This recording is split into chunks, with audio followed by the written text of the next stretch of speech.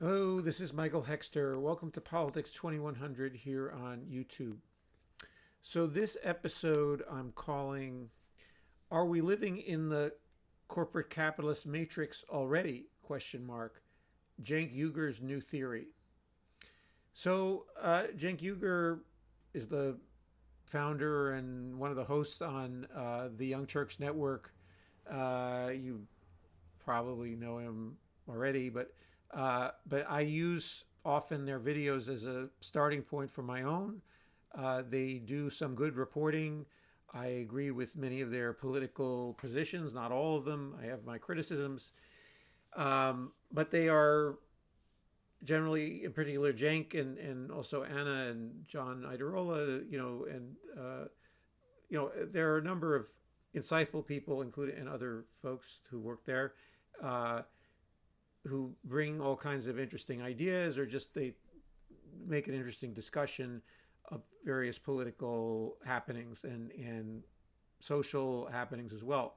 So in a particular passionate moment, and I don't know if this is something that you could call a quote unquote formal theory, but I think Cenk Uygur presented a very interesting idea about um, society and politics and so forth and so on that uh, should be something. It can be a starting point for a very interesting discussion about what is the nature of our society, what is the nature of our social reality, and also what kind of politics is possible within our society. So the video that has been clipped from that particular longer episode, they do about 2 hours of video at least every day, or close to maybe 3 hours. But anyway, say it's, the machines have won. The corporate machines have destroyed politics and the media. So Cenk based his uh, insights from, or was using as an analogy or as an inspiration, the theory of society and of cybernetics that was presented in the movie The Matrix from 1999 and also subsequent movies. And The Matrix was a very popular movie, and I enjoyed it. I enjoyed watching it when I saw it. I didn't think of it as very deep social commentary. It is based in part on the theories of Baudrillard about simulacra, and but it is a more elaborate, uh, obviously, movie and CG, lots of computer generated imagery that helps realize a vision of what it would look like and feel like to be living in a simulacrum, uh, in a hologram, in a reality that is not a real, or that is projected out and maybe is actually manipulated by machines and algorithms and so forth and so on. So in other words, that it is a society and a reality that is dominated by a machine, or a machine network that creates also a simulacrum, a an illusory world in which people think they're seeing reality when they're not, and with all kinds of special effects to make it exciting and more of a kind of a shoot 'em up kind of thing for a science fiction action genre movie. But anyway, um, but Cenk is making this point, I think, and his metaphor is based on some very sound observations that he has made over the years, and also based on, he's also a lawyer, so I think he has um, insight into some of the basic fabric of our society that someone who's not as deeply instilled with legal thinking would be able to articulate as well as he has. So anyway, uh, his observation, or his it was in a way almost uh, you know a rant, in the sense that he seemed triggered by some events and so forth and so on, but he was putting together ideas, obviously, that he's thought about over a long period of time. But anyway, his idea is that we have a media and also a politics that is and an economy that is run by machines, in other words, by corporate machines, and that a corporation is a machine, which is a metaphor he's used before in other, uh, uh, which is about profit making, and there is people inside the machine do not fundamentally control the machine controls them. So in a way, or it controls as a net, the composition of all of these corporate machines together creates a system, a social system, an economic system where uh, that we don't have free will, we don't have or I'm going a little bit too far in saying that. He didn't say that entirely, but the implication is that our free will is very, very much constrained, and it's kind of in a way, a structuralist theory. A structuralism was an argument in political theory on and off throughout from 1960s on, particularly popular in the 1960s. But anyway, it's in a way in which people are, there's no subject, there's no subjectivity, or our subjectivity is we are part of a larger system that we are not in control of.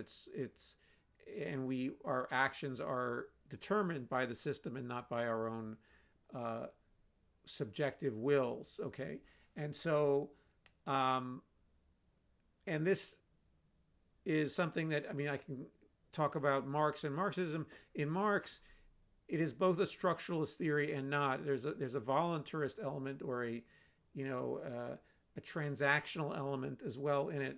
And an opposite of a structuralist theory would be a sort of a transactional theory where people make up as they go along the reality, or a performative theory in a way, and that therefore the things could change very rapidly if people perform different functions differently and so forth and so on. But a structuralist theory is saying, no, we're constrained by these machines that we've created, or that created by other people and we live in, and that we are subject to. So, and this is also particularly triggered for him in focusing on the media, and how the media has created a reality in which people do not perceive politics and the world and the economics and so forth and so on in a way that's real, but instead they're living in a simulacrum, that the media is constantly creating a false vision of reality, or a veil over that reality, which is manipulating them again for the purposes of the corporate machines. Okay, that they are massaging our consciousnesses by the emission of signs, and that's my word, but whatever, and of creating a media environment, which is the composition of all those signs, those transmissions, those utterances, those videos, that are constantly being put out by the media. So it's and that we are living in a reality where we do not perceive what's actually real and what's really happening, because of this, again, these corporate machines, or this composite machine composed of all these corporations, including the media corporations, are cocooning us, okay, in this matrix. So in this false reality, in the simulacrum, okay, and that is serves their interests and not our interests. It serves and that keeps us from perceiving reality.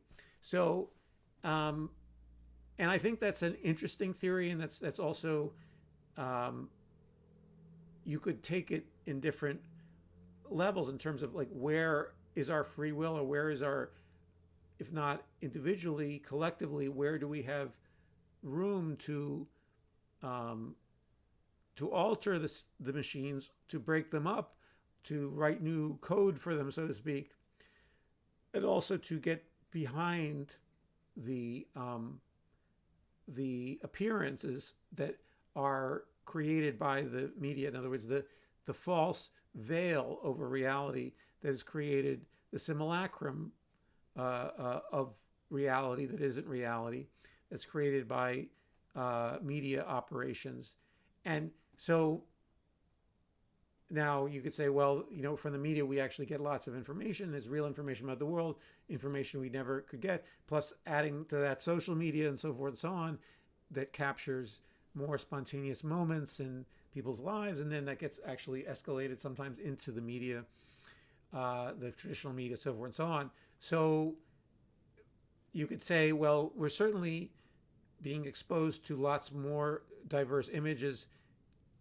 At the same time, those images are being edited and funneled in ways where we don't see certain things, and that we, for instance, I mean, one of his frustrations, and what he's talking about in his video, is that the discourse of our society is being pushed far to the right, even as people are acknowledging the grave danger of the right wing basically taking over our government in fascism, and that the media has a prejudice against, among other things, the ideology that and the interests of ordinary people, as well as what happens to be the basis of my politics and of his politics, which are close in many ways. Where we are saying, look, this is what people actually want, or this is what people need. We got to deliver that to them, and government can do a lot of that, okay? And so, or can create the frameworks in which that can happen better. And meanwhile, political discourse, as he talks about, they ignore, quote unquote, the polling. For instance, talking about Medicare for all, and that basically people live in when you think about healthcare finance, and about that, they live in a simulacrum where the public provision of health insurance for everybody is viewed as a radical, unrealistic proposal, and only proposed by wild-eyed individuals and fringe elements of society. Meanwhile, the serious people are only talking about our continued, mostly, it's really a hybrid system, but they don't even talk about that. But they talk about basically maintaining and protecting the for-profit elements of our healthcare system, and even growing them as the most serious form of healthcare delivery, even as the rest of the world has given that up, and with greater health and better health outcomes.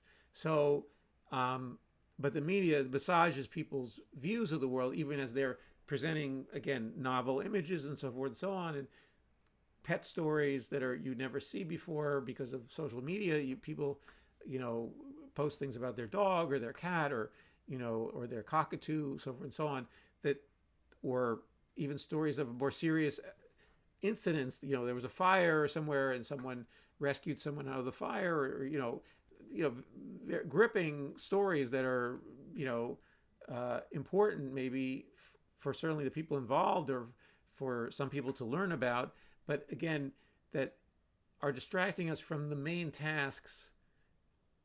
If people have a certain amount of time in which they are going to consume media, from the main tasks of our society, and the politics that might follow from that.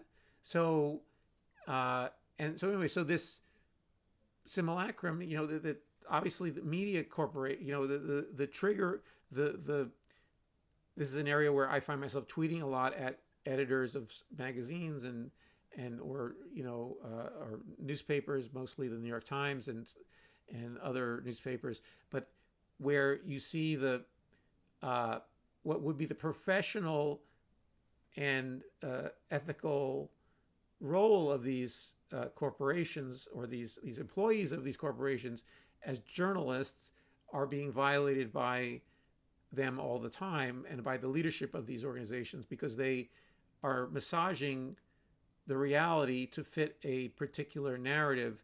In most recently, and most troublingly, even as Donald Trump appears to have been perhaps a spy and a traitor to the country he was supposedly leading, um, a more pro-Trump discourse is being pumped up and by these media organizations, CNN and the Times and so forth and so on. So absurdly going in the opposite direction of what reality is displaying to us, and reality that comes through some of the media. So it comes through, but there are critical ways in which,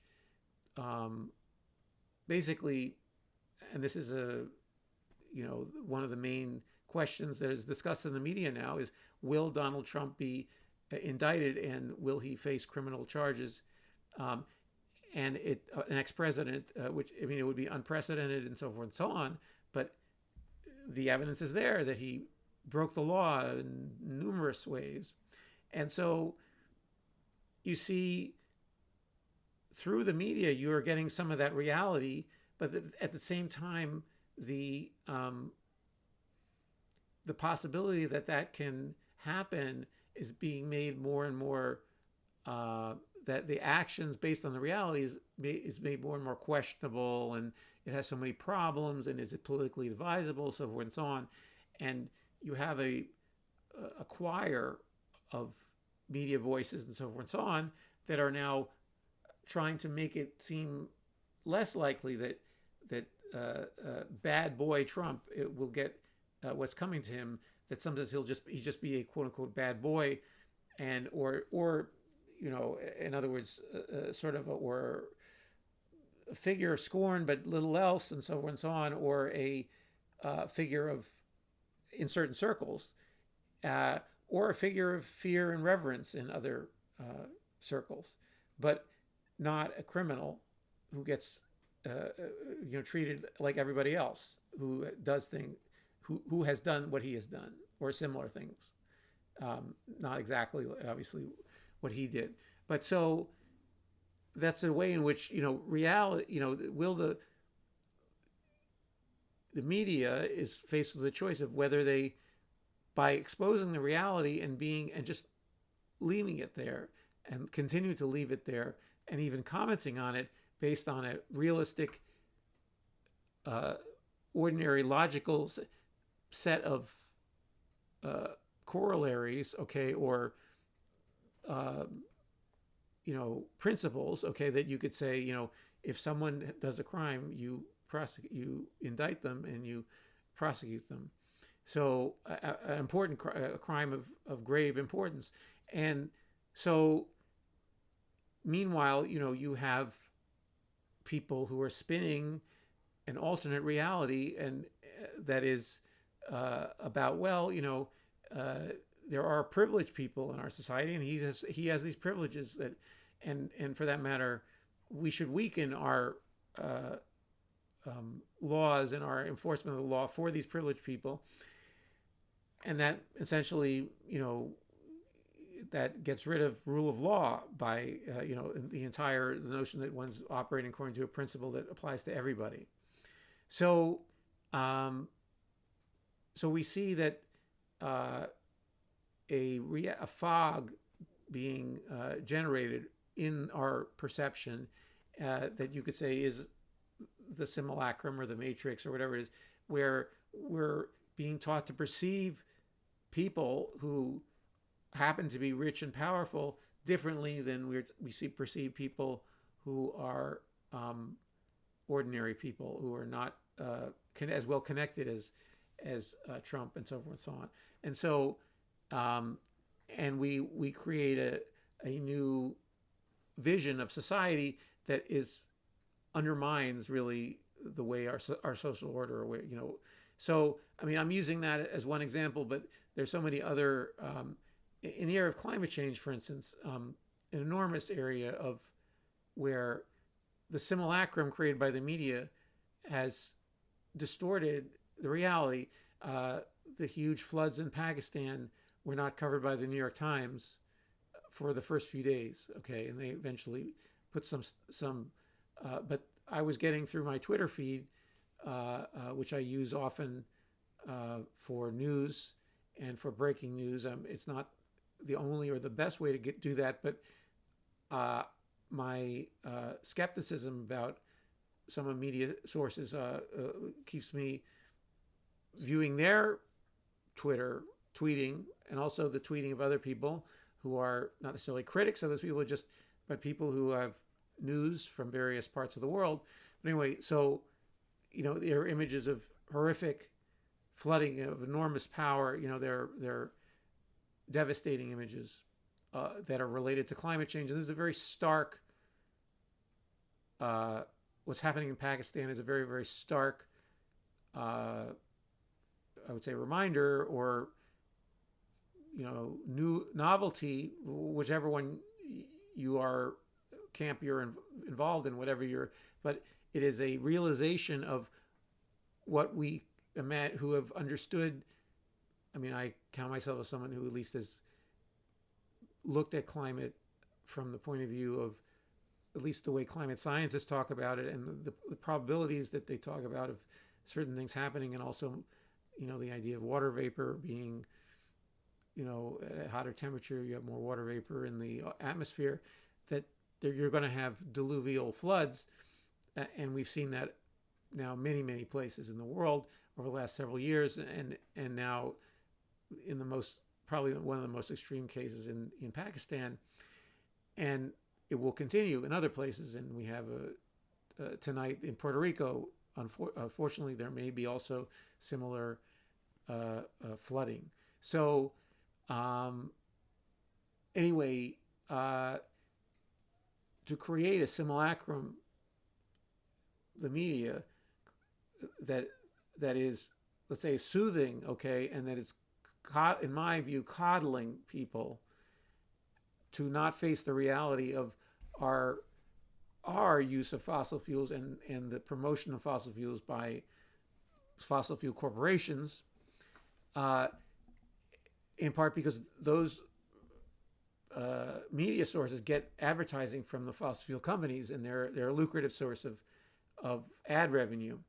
So the reality of a world that's warming and is made to seem, there's some reporting on it. It's not totally uncovered. It is shaped in a way where it's digestible, where it's not too threatening. In my view, the front page of the New York Times should have had devastating floods in Pakistan, climate caused, and then have an article where, an op-ed, a piece where someone talks about the ethics of the developed world having emitted so much carbon in the atmosphere that in less developed countries like Pakistan, they are harvesting the effects of that before we, or the people who have emitted more through their actions, before we have experienced that, or at least many people in that world have experienced that devastation. And it's not universally the case. There's been flooding in Germany and in Italy and so forth and so on. It's not only in the developing world, but it's more likely that in lower latitudes around the equator, that some of this devastation is going to happen with greater frequency and severity, give or take a few different, depends on what you're talking about, whether hurricanes or flooding and diluvial rain and so forth and so on. So, but anyway, the picture of reality, I think, of that the Times and other in media and so forth and so on should be based on primarily on our physical, not primarily, but it should encompass people's consciousness that we have a physical world that is endangered, and our physical biological world that we have endangered, that our societies have endangered, and that we need to see the consequences on a daily basis or on a weekly basis, and in ways that disturb potentially emotionally people, okay, and get them out of their cocoon, their simulacrum. So, or not there, but the simulacrum that's been built around them by, among other things, media. So I'm focusing on that because if people, if the media had been covering climate as it should have, we would have climate action yesterday. 20 years ago, 25 years ago, we would be, I mean, maybe 15 years ago, but we would have emergency climate action of the type that I recommend. But people are being coddled and being distracted from that reality by, you could call it the matrix, whatever, but the individual decisions by, in this case, editors and publishers of media organizations, and that has weakened, has made a sideline of climate concern, made it something that is, of only certain people are interested in that, rather than everybody is interested in. Now, some nations are much more. The media has done a better job, and also just people are experiencing more of the effects, or they're just not as big fans of fossil fuels. They're not as an extractive. They don't have huge reserves of fossil fuels in their own country as the United States has. So those countries are way more concerned in general than we are about climate change, but and they don't have this climate denial caucus that is helping this simulacrum. That is one of the guns pointed at the head, so to speak, of these editors and publishers. Like, you don't want the climate denial industry funded by fossil fuel companies on your backs all the time when you or the politicians that are part of the climate denial have them constantly disparaging you as political tools and quote unquote alarmists, when you just report the facts and the facts in a way that that gives the magnitude of these events, so, and their importance for our future, okay, which is enormous, and it's and instead we are distracted from them by other parts of politics that are, they're not unimportant, but there's a lack of prioritization. So anyway, so I'm very sympathetic to the idea of a matrix, and also very sympathetic to the that we live in a simulacrum of some kind. I see it as being composed of individual actions and choices that people make, that can be changed via better information and better political organizations that direct people's anger or concerns at the right places in the right way, or to bring about change. So I don't think it's entirely frozen, but it is an interesting metaphor, and I think it. So I'm a semi in the range of people from structuralism to hyper voluntarism or hyper performativeness in terms of what is reality. Is reality a machine that you are, where you're, or on the other side, reality is something that you create every day via your performance of society and so forth and so on. I'm somewhere in between, in the sense of, I think that, and this is where actually Marx, some of his most brilliant,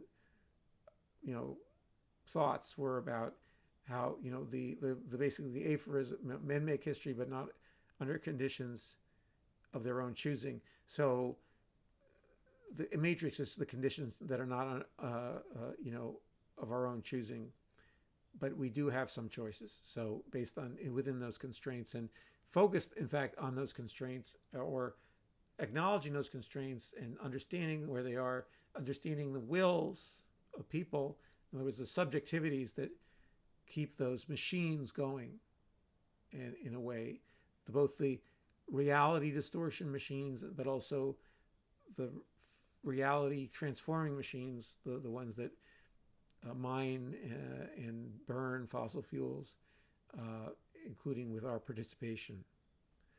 So anyway, I think I'm going to stop here. Probably will return to these thoughts about structural theories and versus voluntarist theories, and then also, where we need to focus our energies in our particular simulacrum that we live in, or a particular, um, you know, uh, way in which our reality is being distorted, and how we need to focus our thoughts, focus our attention to maybe get a better view of what's really happening, and how we really can change uh, that reality. So anyway, so if you uh, have any thoughts about these various topics, or even just about the movie The Matrix, please comment below. And also, if you like the video, please like it. And also, please subscribe to Politics 2100. I hope to be posting more frequently. There's been a lot of things going on. I was away for a little bit. So I would like to be commenting more frequently on some of the events of today and yesterday and so forth and so on and tomorrow. So see you then.